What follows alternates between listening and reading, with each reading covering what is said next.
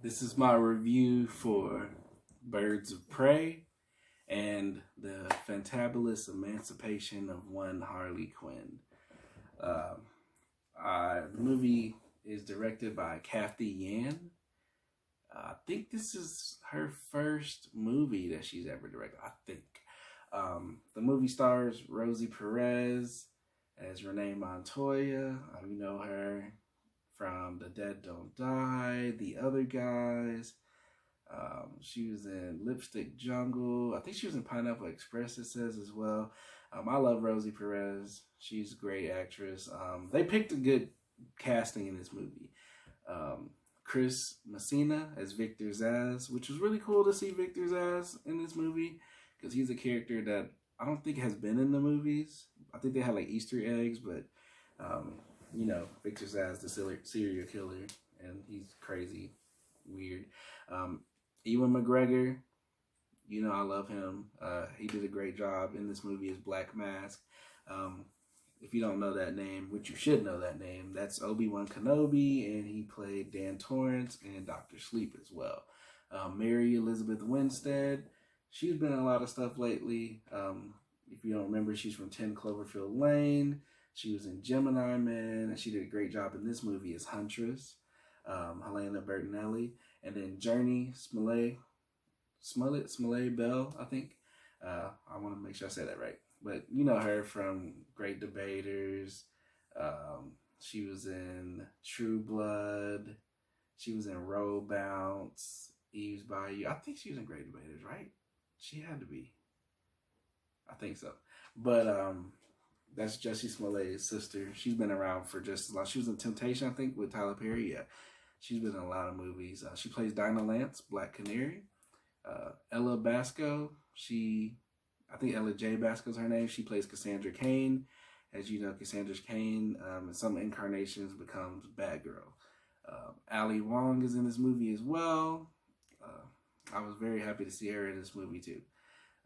And then we got Margot Robbie as Harley Quinn, and she was the producer of the movie. She's been killing it lately. She's been in Bombshell, Once Upon a Time in Hollywood. Like, she's been all over the place. She did an amazing job in Bombshell. She did a good job for what she was given in Once Upon a Time in Hollywood. And I feel like she does a great job as Harley Quinn as well. Personally, I'm not a Harley Quinn fan. I'm not a fan of the character. I don't care for Harley Quinn that much. I'm not a big Batman fan either. Like, Batman's cool, but I only like Batman for his villains. Batman and Spider-Man have the best villains.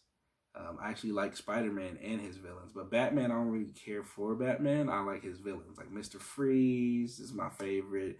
The Penguin. Joker's pretty cool. I've never really been a big Joker, Harley Quinn person. I love Poison Ivy, Bane, like those characters. But yeah, Harley Quinn was never a character I really cared too much about. I feel like she's more interesting than the Joker to me, but that doesn't say much because the Joker, Heath Ledger's Joker in The Dark Knight, I resonate with him a lot. I love that Joker, but Joker as a character, period, is not a huge character for me. It's not somebody I really care for a lot. That's why I don't really care for Harley Quinn a lot, because she's similar to the Joker. She's like a female version of the Joker. Even though she's deeper than the Joker, she's still not too much of a character that I care about.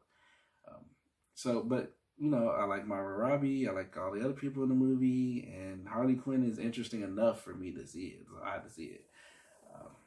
The movie itself I'd say it's a female version of Deadpool, but not as good. It's not as funny. It's not as gory, but it's a decent movie. Like, it's not bad at all. It's better than Suicide Squad. If you can sit through Suicide Squad, you can definitely watch Birds of Prey. I'd say the only thing that Suicide Squad does better is the soundtrack was better. The Suicide Squad soundtrack was amazing.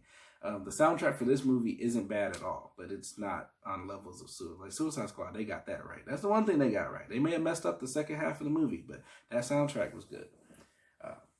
Birds of Prey, some people might not like it because the storytelling is jumbled, but if you know Harley Quinn as a character, that's kind of like how she is. She's kind of random, sporadic, all over the place. So the story made sense to me because that's the type of person Harley is.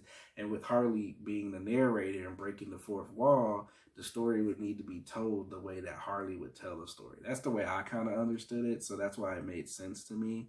Um, the story itself isn't some deep story. It's decent. I think parts of the movie where it fails is the emotional depth for a lot of the things that happen in the movie is more implied than kind of shown, so it's not really much for you to care for. I do feel that this movie would have benefited from being longer as well. It's only like an hour and 40 minutes, but I feel like if it was 2 hours, there could have been some extra scenes that would have added more to the movie. And then the birds of prey themselves, they're not together for very long. And then once the third act feels very, like, it literally goes by like that. Like, it's pretty quick. The action's pretty decent. It's not really bad. DC never really has an issue with action at all. They always do a great job. But the movie itself, it's nothing special. Like, if you don't care for these actresses or these characters going in, then you're not gonna care too much because everybody gets their stories except for Black Canary. They don't explain much of Black Canary's story, but I guess that's because if people watch Arrow, they probably know. I don't know. I don't watch Arrow. The only DC show I watch is Black Lightning. But I like Black Canary, so it's cool to see her. But I feel like they should have touched more on that for people who don't watch the shows. But I guess I don't know. But definitely felt it should have been longer. There's some more scenes and emotional depth they could have added, but the movie's not bad by any means. I see it's getting decent reviews. I think it's at 81% with Rotten Tomatoes, and I agree with that. It's good. It's just not something special. It's not like you got to see this DC movie. They did a really great job. Like, no, like if you like DC, you like these characters, you'll most likely like this movie. It'll be worth it for you. That's more like it. But definitely see it. Check it out if you care, at least in a little bit. It's definitely worth it. Thank you guys so much for your time and support. Don't forget to like, dislike, comment, subscribe, and thank you guys so much.